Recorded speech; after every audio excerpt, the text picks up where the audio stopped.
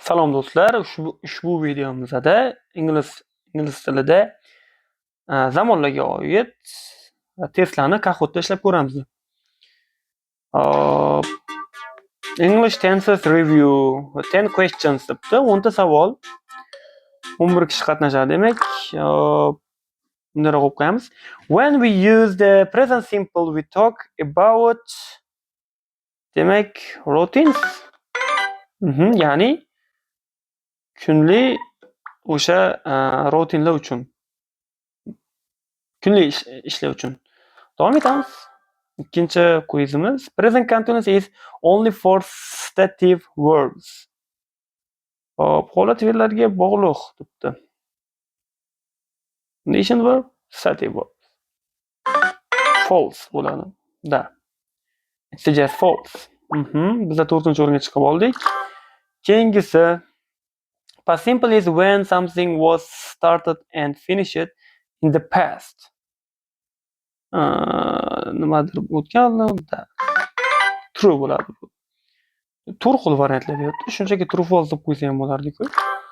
Hop, keyingisi demak past continuous is used to express an activity finished in the past, to express an interrupted activity started in the past, to express two long activities at the same time. Interrupted. Ya'ni ikkita to'g'ri javob bor ekan. Ya'ni o'tgan zamonda ma'lum bir vaqtda boshlangan va ma'lum bir vaqt davomida davom etayotgan ish harakatlar uchun ishlatiladi. Past continuous. Ya'ni kecha soat 4da televizor tomosha qilayotgan edim, misol uchun. Keyingisi 5-savolimizda what is the meaning of will? Document that says who will get your money when you die. It's used a request yo'q request not the form of future sentence. Future tense u hammasi to'g'ri ekan. Shunaqa savollar ham bor, hammasi to'g'ri. Have you ever been in Paris? Which tense is it? Present perfect. Have you ever been? Present perfect. It's the present perfect. Yani qaysi zamonligini topishimiz kerak edi. Hop. Internetimiz ishlamayaptimi bizda? I haven't seen you in many years. I haven't seen you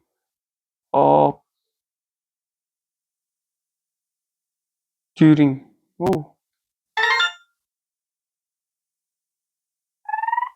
Bu tepadagi videoga topishimiz kerak edi menimcha.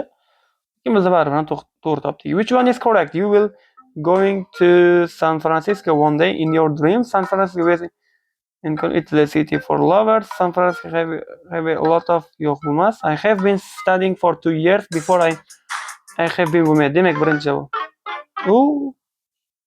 Before I moved. To'g'ri. Xato topdik. Keyingi savolimizda I'm working at home this week because my daughter is very ill. It's possible it's false. I'm working at home. That's correct.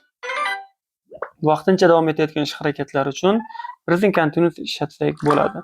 Demak, oxirgi savolimizda which one is not conditional sentence? Conditional sentence ya'ni holat emas. If I were you, I would buy a car. If I pass the exam, if you eat a lot, you would have health problem. If I hadn't seen her, wouldn't have met him before. Biz yana adashdik. 10 ta savoldan 2 tasi xato chiqdi. Demak, bu menimcha yaxshi natija. Demak, biz podiumda emasmiz. Keyingi safar omadimiz kelib qolar. E'tiboringiz uchun rahmat. Xayr, salomat bo'linglar.